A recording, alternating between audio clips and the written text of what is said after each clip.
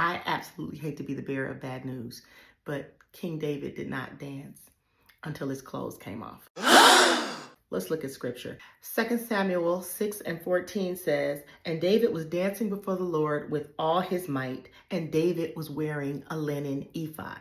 And then verse 16 says, "Then it happens as the ark of the Lord came into the city of David, that Michal, the daughter of Saul, looked out the window and saw King David leaping and dancing before the Lord, and she despised him in her heart."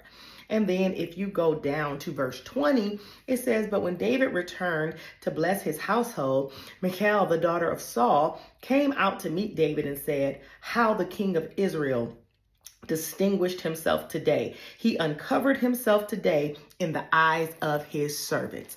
This is where we get the teaching that David danced until his clothes fell off. That never happened. What actually happened is King David came out of his kingly garments as a deliberate act of humility and worship. And he then clothed himself in a linen ephod, just like the regular priest, just like the regular people. He was down there worshiping not as king, but as servant of the Most High King. And Michal, who was his wife, but she was Saul's daughter, who was used to what it meant to be royalty, looked at her king and utterly despised him because he was down there with the commoners, dressed like the commoners. But David's like, I'll be even more undignified than this. I'm nobody in the eyes of God. I'm not king. I'm not any of those things.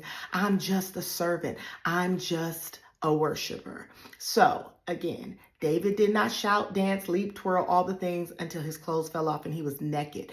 David actually worshiped outside of himself. He uncovered himself as king and clothed himself as just a regular priest and worship.